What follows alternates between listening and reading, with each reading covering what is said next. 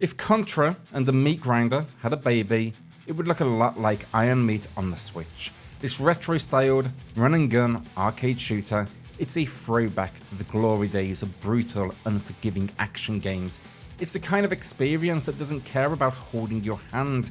It gives you no time to breathe, and it's going to punish you for even thinking about blinking at the wrong time. Now, if that sounds like a blast to you, Iron Meat just may be for you. So let's dive in today and see what it brings to the table. If you do enjoy today's review as well, do us a favour, subscribe, it helps out the channel a huge amount.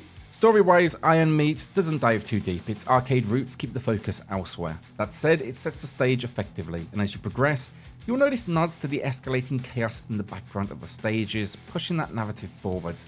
Now this core story, it revolves around an apocalyptic future where Earth is being overrun by the meat, a ravenous mass mutating everything in its path. And in the opening moments, we witness a biologist studying the entity, only to be attacked and possessed. They then proceed to open some sort of portal, unleashing an army of grotesque creatures onto Earth. Honestly, it gave me all the reasons I needed to grab my gun and go blow stuff up. It's exactly what you'd expect from an arcade shooter like this, and in my opinion, that is more than enough. Alright, so now let's talk gameplay, because if there's one thing Iron Meat nails, it's that classic run and gun arcade action. Now you control your character through tight, responsive movement, dodging bullets, blasting enemies, and platforming through chaotic levels. The movement is straightforward, running, jumping, ducking, and shooting in all directions, and it all feels incredibly smooth. You can also lock your character in place, which gives you the ability to fire down or at an angle without moving, something you'll want to master if you don't want to accidentally run off ledges or into enemies. Basically, if you've ever played a game like Contra, you'll know exactly what to expect here. One of the standout mechanics though is the ability to carry two weapons at any time with quick swapping fire atop the trigger. Whether it's a rapid fire machine gun, a powerful spread shot, or a grenade launcher, each weapon offers its own advantages depending on the situation. I found myself thinking actually more carefully about weapon choice than usual, deciding whether to switch them out dependent on the challenge ahead. Power-ups then are scattered throughout the levels, often hidden in the environment. Think of it like shooting a screen in a lab and being rewarded with a bonus weapon. It adds a layer of, satisfaction to exploration that I'm not used to. And these weapons are for good reason. Iron Meat doesn't hold back on enemies. Waves of them come at you, ranging from basic fodder to more challenging foes that fill the screen with projectiles. The enemies come in all shapes and sizes, creepy worms, charging foes with blade arms, hoverbike riders, even massive tanks and mechanical beasts, and that's just naming a few. The Iron Meat concept fits perfectly, representing the way this force controls both humans and machines. The bosses in particular are something to behold. Massive, grotesque creatures with brutal attack patterns. One early boss, as an example, a monstrous bus creature, perfectly captures the game's unique aesthetic. These intense boss fights, as well as some of the game's best moments, requiring quick reflexes and strategy to dodge and counter.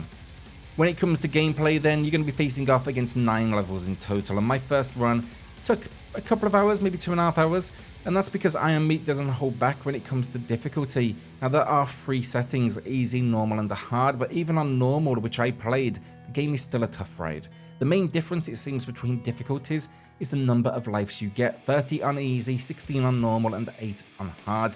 These refresh with every level, but if you do run out of all of them, you will be jumping back to the very beginning of that stage. It's challenging, but in a way that makes you want to push through to the next stage, and it definitely gives you more than enough opportunities to succeed. After beating the game then, which won't be easy by the way, there are unlockables and achievements to chase. These include character skins and smaller challenges that will keep completionists coming back for more. There's also a results screen at the end tracking your score and death count, so that's perfect for the high score chasers out there.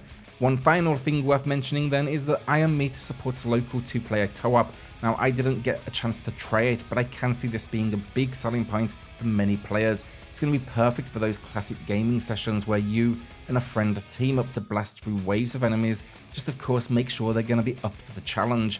I do wish as well it had online support, but for local co-op fans, it is definitely a great addition. As for complaints from a gameplay perspective, I have very few. A couple of enemies and especially some bosses actually had cheap attack patterns. They weren't impossible to dodge, but sometimes they demanded more precision than the control scheme allowed.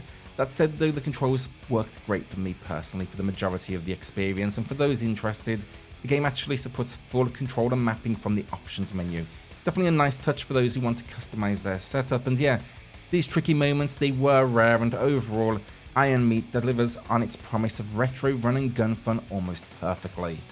For visuals, Iron Meat really delivers some impressive retro aesthetics, so it's not without a few small hiccups. Let's start with the gorgeous opening cutscene. It's beautifully rendered, boasting a clean animation aesthetic that really just sets the stage. Honestly, I wish we had more of these moments throughout the game because it contrasts so sharply with the rest of the gameplay. And once you are into the action, then the pixel art shines. Some might be tired of the retro look, not me.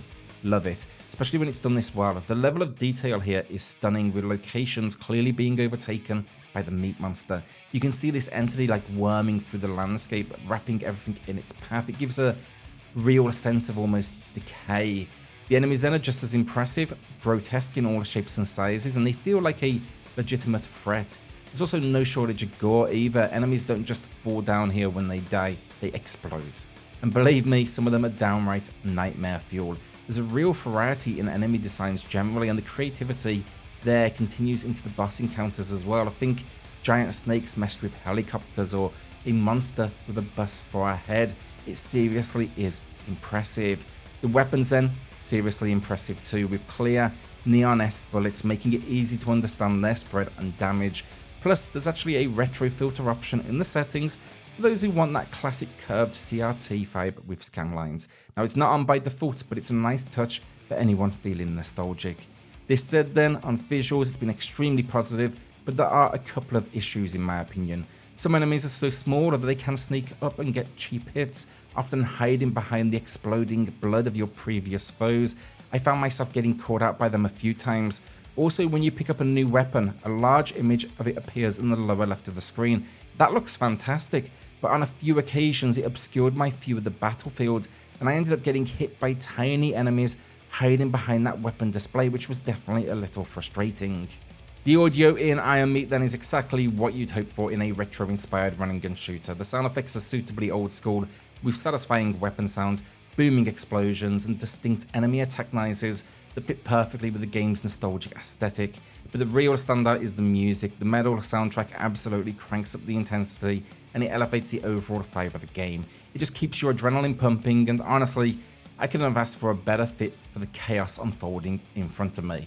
So to wrap things up, Iron Meat delivers exactly what you'd want from a retro-inspired run-and-gun shooter. It captures the spirit of classics like Contra with fast-paced, challenging gameplay, tight controls, and a visually striking pixel art style that feels both nostalgic yet modern.